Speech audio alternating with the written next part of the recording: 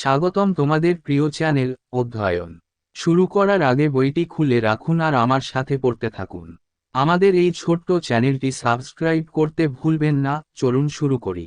Congress gives ultimatum to government. Calcutta Congress session, December 1928, presided by Motilal Nehru.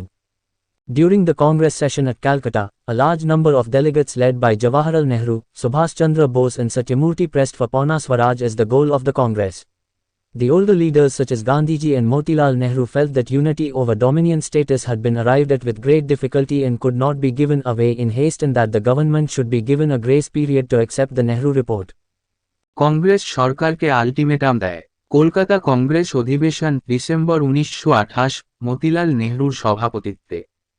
কলকাতায় কংগ্রেসের অধিবেশন চলাকালীন জওহরলাল নেহেরু, সুভাষচন্দ্র বসু এবং সত্যমূর্তি নেতৃত্বে বিপুল সংখ্যক প্রতিনিধি কংগ্রেসের লক্ষ্য হিসাবে পূর্ণ স্বরাজের জন্য চাপ দেন। গান্ধীজি এবং মতিলাল নেহেরুর মতো বয়স্ক নেতারা মনে করেছিলেন যে আধিপত্যের মর্যাদা নিয়ে ঐক্য অনেক কষ্টে এসেছে এবং তাড়াহুড়ো করে ছেড়ে দেওয়া যাবে না এবং নেহেরু রিপোর্ট গ্রহণ করার জন্য সরকারকে একটি বিশেষ সময় দেওয়া উচিত। Finally, the Congress resolved in one voice that in case the government did not accept the Nehru report by the 31st of December 1929, the Congress would declare complete independence as its goal and would also launch a civil disobedience movement to achieve that goal. অবশেষে কংগ্রেস এক কণ্ঠে সিদ্ধান্ত নেয় যে সরকার যদি 31শে December 1929 সালের মধ্যে Nehru report গ্রহণ না করে, কংগ্রেস তার লক্ষ্য হিসাবে পূর্ণ স্বাধীনতা ঘোষণা করবে এবং সেই লক্ষ্য অর্জনের জন্য একটি আইন অমান্য আন্দোলনও শুরু করবে। Preparations now began for a second round of mass action to achieve complete independence. With this, the council entry program of the Swaraj Party faded into irrelevance and it now merged with the Congress. Gandhi, now in his 60s, cancelled his Europe tour and instead decided to continue with his mass contact tours within India and prepare them for direct political action. Ever since his release from jail, Gandhi had been touring the country incessantly. At Gandhiji's insistence, the CWC formed a foreign cloth boycott committee to carry out an aggressive program of boycott of foreign cloth and its public burning. পূর্ণ স্বাধীনতা অর্জনের জন্য দ্বিতীয় দফা গণঅ্যাকশনের প্রস্তুতি এখন শুরু হয়েছে। এর সাথে স্বরাজ পার্টির কাউন্সিল এন্ট্রি প্রোগ্রামটি অপ্রাসঙ্গিকতায় বিবর্ণ হয়ে যায় এবং এটি এখন কংগ্রেসের সাথে মিশে যায়।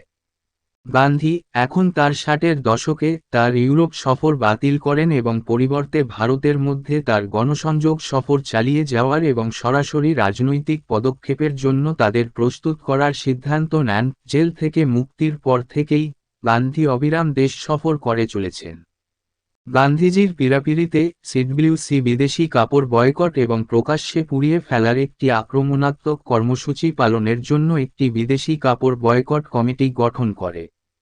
Some other events also kept the political environment of the country stirred, such as, on the 20th of March 1929, the government arrested 31 labor leaders and took them to Meerut for trial.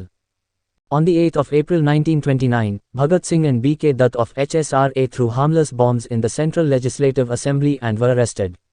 While in jail, Jatin Das, a member of HSRA, died fasting, throwing the whole country into a fit of mourning and turmoil. আরও কিছু ঘটনা দেশের রাজনৈতিক পরিবেশকে আলোড়িত করে রাখে, যেমন 1929 সালের 20শে মার্চ সরকার 31 জন শ্রমিক নেতাকে গ্রেপ্তার করে এবং বিচারের জন্য তাদের মিরাটে নিয়ে যায়। 1929 সালের 8ই এপ্রিল ভগৎ সিং এবং এইচএসআর এর বি.কে. দত্ত কেন্দ্রীয় আইনসভায় নিরীহ বোমা নিক্ষেপ করেন এবং গ্রেপ্তার হন। জেলে থাকাকালীন এইচএসআর এর সদস্য যতীন দাস অনশনে মারা যান, সারা দেশকে শোকের মধ্যে ফেলে দেয়। Labour government comes to power in Britain, May 1929. In May 1929, Labour Party headed by Ramsay MacDonald, 1929-35, came to power in Britain. The effective boycott of the Simon Commission had opened many eyes and Viceroy Irwin was called to London for deliberations. Upon his return to India, Irwin famously declared on the 31st of October 1929 that as per the new government, natural progression to dominion status is implicit in Montague Declaration of 1917. He also gave assurance of Round Table Conference to enlist the concurrence of all sections in India, as soon as the Simon Commission submitted its report. ব্রিটেনের শ্রম সরকার ক্ষমতায় আসে মে 1929। 1929 সালের মে মাসে রামসে ম্যাকডোনাল্ডের নেতৃত্বে labour party 1929 থেকে 35 ব্রিটেনে ক্ষমতায় আসে। সাইমন কমিশনের কার্যকর বয়কট অনেকের চোখ খুলে দিয়েছিল এবং ভাইসরয় আরউইনকে আলোচনার জন্য লন্ডনে ডাকা হয়েছিল। ভারতে ফিরে আসার পর আরউইন 31শে অক্টোবর 1929 তারিখে বিখ্যাতভাবে ঘোষণা করেছিলেন যে নতুন সরকার অনুসারে ডোমিনিয়ন স্ট্যাটাসের স্বাভাবিক অগ্রগতি 1917 সালের মন্টাগু ঘোষণার মধ্যে নিহিত রয়েছে।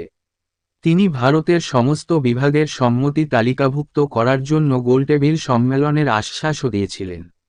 সাইমন কমিশন রিপোর্ট পেশ করার সাথে সাথে Delhi Manifesto, the 2nd of November 1929. 2 days later, major national leaders met and issued the Delhi Manifesto, demanding that the purpose of Round-Table Conference should not be to discuss when Dominion status would be granted, but to draft a scheme for its implementation. Even though the viceregal statement was welcomed all round, it soon became a subject of much controversy in the British Parliament. The trend of discussion in the House of Commons showed that the British were against giving Dominion status to India. Delhi manifesto 2 November 1929। 2 দিন পরে প্রধান জাতীয় নেতারা মিলিত হন এবং দিল্লির ইশতেহার জারি করেন, দাবি করেন যে গোলটেবিল সম্মেলনের উদ্দেশ্য কখন ডোমিনিয়ন স্ট্যাটাস দেওয়া হবে তা নিয়ে আলোচনা করা উচিত নয়, বরং এটি বাস্তবায়নের জন্য একটি প্রকল্পের খসড়া তৈরি করা। যদিও ভাইসরেগালের বিবৃতিটি সর্বত্র স্বাগত জানানো হয়েছিল, শীঘ্রই এটি ব্রিটিশ পার্লামেন্টে অনেক বিতর্কের বিষয় হয়ে ওঠে। হাউস অফ কমন্সে আলোচনার প্রবণতা দেখায় যে ব্রিটিশরা ভারতকে ডোমিনিয়ন স্ট্যাটাস দেওয়ার বিরুদ্ধে ছিল। On the 23rd of December 1929, Irwin, reversing his previous stand, himself told Gandhi and other leaders that he was unable to give any such assurance. With this, the grace period of 1 year for the government was over. The stage was now set for another round of confrontation and mass action. 23শে December 1929 Irwin তার আগের অবস্থানের বিপরীতে নিজেই গান্ধী এবং অন্যান্য নেতাদের বলেছিলেন যে তিনি এই ধরনের কোনো আশ্বাস দিতে অক্ষম। এর মধ্য দিয়ে সরকারের 1 বছরের গ্রেস পিরিয়ড শেষ হল। মঞ্চটি এখন আরেক দফা সংঘর্ষ ও গণঅ্যাকশনের জন্য প্রস্তুত করা হয়েছিল। Congress adopts Purna Swaraj as goal. Lahore Congress session, the 31st of December 1929, presided by J. Nehru. On the 31st of December 1929, the annual session of the Congress was held at Lahore, the capital city of Punjab. It was presided over by Pandit Jawaharlal Nehru. Son had now succeeded the father, marking a unique family triumph. Nehru gave a stirring speech, declaring Purna Swaraj as the goal for India and calling upon all his countrymen and countrywomen to join the nonviolent mass struggle against the foreign rule.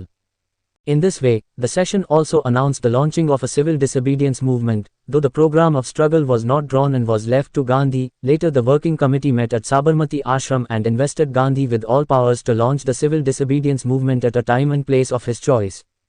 Congress পূর্ণ স্বরাজকে লক্ষ্য হিসেবে গ্রহণ করেছে। লাহোর কংগ্রেস অধিবেশন 31শে December 1929 J. নেহরুর সভাপতিত্বে 1929 সালের 31শে December পাঞ্জাবের রাজধানী লাহোরে কংগ্রেসের বার্ষিক অধিবেশন অনুষ্ঠিত হয়। এর সভাপতিত্ব করেন পণ্ডিত জওহরলাল নেহরু। ছেলে এখন পিতার উত্তরসূরি হয়েছিলেন, একটি অনন্য পারিবারিক বিজয় চিহ্নিত করে। নেহেরু একটি আলোড়ন সৃষ্টিকারী বক্তৃতা দেন, পূর্ণ স্বরাজকে ভারতের লক্ষ্য হিসাবে ঘোষণা করেন এবং তার সমস্ত দেশবাসী ও দেশবাসীকে বিদেশি শাসনের বিরুদ্ধে অহিংস গণসংগ্রামে যোগদানের আহ্বান জানান।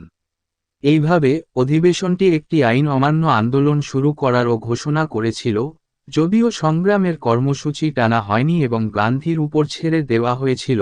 পরে ওয়ার্কিং কমিটি সবরমতী আশ্রমে মিলিত হয়েছিল এবং আইন অমান্য আন্দোলন শুরু করার জন্য সমস্ত ক্ষমতা দিয়ে গান্ধীকে বিনিয়োগ করেছিল, তার পছন্দের সময়ে এবং স্থানে। At midnight on the 31st of December 1929, on the banks of the river Ravi, Jawaharlal Nehru hoisted the newly adopted tricolour amidst mixed feelings of jubilation and grim resolve. 31শে ডিসেম্বর 1929 এর মধ্যরাতে রাভি নদীর তীরে জওহরলাল নেহেরু উল্লাস এবং তীব্র সংকল্পের মিশ্র অনুভূতির মধ্যে নতুন গৃহীত তেরঙ্গা উত্তোলন করেছিলেন।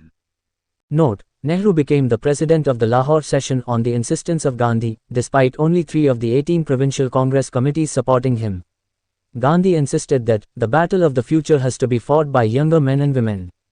Responsibility will sober and mellow the youth and prepare them for the burden they must discharge. Pandit Jawaharlal has everything to recommend him. দ্রষ্টব্য, নেহেরু গান্ধীর পীড়াপিড়িতে লাহোর অধিবেশনের সভাপতি হন, যদিও 18টি প্রাদেশিক কংগ্রেস কমিটি তাকে সমর্থন করেছিল। গান্ধী জোর দিয়েছিলেন যে ভবিষ্যতের যুদ্ধ তরুণ পুরুষ ও মহিলাদের দ্বারা লড়তে হবে। দায়িত্ব যুব সমাজকে শান্ত ও মসৃণ করবে এবং তাদের যে বোঝা বহন করতে হবে তার জন্য প্রস্তুত করবে। পণ্ডিত জওহরলালের কাছে সুপারিশ করার জন্য সবকিছু আছে। Independence Pledge, the 26th of January 1930. The Congress decided to celebrate the 26th of January 1930 as the first Independence Day or Purna Swaraj Day, holding public meetings all over the country and taking Independence Pledge, drafted by Gandhi. This program of the Congress met with great success. In towns and villages, small and big, the pledge was read out in local language and national flag hoisted. স্বাধীনতার অঙ্গীকার 26শে জানুয়ারি 1930। কংগ্রেস 1930 সালের 26শে জানুয়ারিকে প্রথম স্বাধীনতা দিবস বা পূর্ণ স্বরাজ দিবস হিসেবে উদযাপন করার সিদ্ধান্ত নেয়, সারা দেশে জনসভা করে এবং গান্ধী কর্তৃক প্রণীত স্বাধীনতার অঙ্গীকার গ্রহণ করে। কংগ্রেসের এই কর্মসূচি ব্যাপক সাফল্যের সাথে মিলিত হয়। ছোট বড় শহরে গ্রামে স্থানীয় ভাষায় শপথ পাঠ করা হয় এবং জাতীয় পতাকা উত্তোলন করা হয়। Excerpts from the Independence Pledge. We believe that it is the inalienable right of the Indian people, as of any other people, to have freedom and to enjoy the fruits of their toil and have the necessities of life, so that they may have full opportunities of growth. The British government in India has not only deprived the Indian people of their freedom but has based itself on the exploitation of the masses, and has ruined India economically, politically, culturally and spiritually. স্বাধীনতার অঙ্গীকার থেকে কিছু অংশ। আমরা বিশ্বাস করি যে ভারতীয় জনগণের অবিচ্ছেদ্য অধিকার, অন্য যে কোনো মানুষের মতো, স্বাধীনতা এবং তাদের পরিশ্রমের ফল ভোগ করা এবং জীবনের প্রয়োজনীয়তা রয়েছে, যাতে তারা বৃদ্ধির পূর্ণ সুযোগ পেতে পারে। ভারতে ব্রিটিশ সরকার শুধু ভারতীয় জনগণকে তাদের স্বাধীনতা থেকে বঞ্চিত করেনি বরং জনসাধারণের শোষণের উপর ভিত্তি করে তৈরি করেছে এবং ভারতকে অর্থনৈতিক, রাজনৈতিক, সাংস্কৃতিক এবং আধ্যাত্মিকভাবে ধ্বংস করেছে। Village industries such as hand spinning have been destroyed, leaving the peasantry idle for at least 4 months in a year, and dulling their intellect for want of handicrafts, and nothing has been substituted, as in other countries, for the crafts thus destroyed. The British manufactured goods constitute the bulk of our imports. গ্রামীণ শিল্প যেমন হস্ত spinning ধ্বংস হয়ে গেছে, বছরে অন্তত 4 মাস কৃষকদের নিষ্ক্রিয় করে ফেলেছে এবং হস্তশিল্পের অভাবের জন্য তাদের বুদ্ধিকে নিস্তেজ করে দিয়েছে এবং এইভাবে ধ্বংস হওয়া কারুশিল্পের জন্য অন্যান্য দেশের মতো কিছুই প্রতিস্থাপিত হয়নি। আমাদের আমদানির সিংহভাগই ব্রিটিশদের তৈরি পণ্য। Politically, India's status has never been so reduced, as under the British regime. All administrative talent is killed, and the masses have to satisfy with petty village officers and clerkships. Culturally, the system of education has torn us from our moorings. রাজনৈতিকভাবে British শাসনামলে ভারতের মর্যাদা এতটা কমেনি। সমস্ত প্রশাসনিক প্রতিভা নিহত হয় এবং জনসাধারণকে ক্ষুদ্র গ্রাম অফিস এবং ক্লার্কশিপ দিয়ে সন্তুষ্ট হতে হয়। সাংস্কৃতিকভাবে শিক্ষা ব্যবস্থা আমাদের মুরগি থেকে ছিঁড়ে ফেলেছে। Spiritually, compulsory disarmament has made us unmanly, and the presence of an alien army of occupation has made us think that we cannot look after ourselves. আধ্যাত্মিকভাবে বাধ্যতামূলক নিরস্ত্রীকরণ আমাদের মানবহীন করে তুলেছে এবং দখলের একটি বিদেশি সেনাবাহিনীর উপস্থিতি আমাদের ভাবতে বাধ্য করেছে যে আমরা নিজেদের দেখাশোনা করতে পারি না। We hold it to be a crime against man and God to submit any longer to a rule that has caused this fourfold disaster to our country. We will prepare ourselves by withdrawing so far as we can, all voluntary association from the British government, and will prepare for civil disobedience including non-payment of taxes. We hereby solemnly resolve to carry out the Congress instructions issued from time to time for the purpose of establishing Purna Swaraj. আমাদের দেশে এই 4 গুণ বিপর্যয় ঘটিয়েছে এমন একটি নিয়মের কাছে আর জমা দেওয়াকে আমরা মানুষ এবং ঈশ্বরের বিরুদ্ধে অপরাধ বলে মনে করি। কর পরিশোধ না করা সহ নাগরিক অবাধ্যতার জন্য প্রস্তুত হবে। আমরা এত দ্বারা পূর্ণ স্বরাজ প্রতিষ্ঠার উদ্দেশ্যে সময়ে সময়ে জারি করা কংগ্রেস নির্দেশাবলী পালন করার জন্য দৃঢ় সংকল্প করছি। Report of the Simon Commission, the 7th of June 1930. The report of the Unrepresentative All-White Commission made the following suggestions on constitutional reforms in India. It recommended the following. Simon কমিশনের রিপোর্ট 7 জুন 1930। অপ্রতিনিধিত্বহীন অলশেদ কমিশনের report ভারতে সাংবিধানিক সংস্কারের বিষয়ে নিম্নলিখিত পরামর্শ দিয়েছে। এটি নিম্নলিখিত সুপারিশ করেছে। The establishment of responsible government at the center was to wait indefinitely, i.e., it was to be established sometime in the future. Retention of separate electorates, reservation of seats for depressed classes. Federal government in India in order to cope with the diversity of the country. However, the All India Federation was not considered practical idea for immediate execution.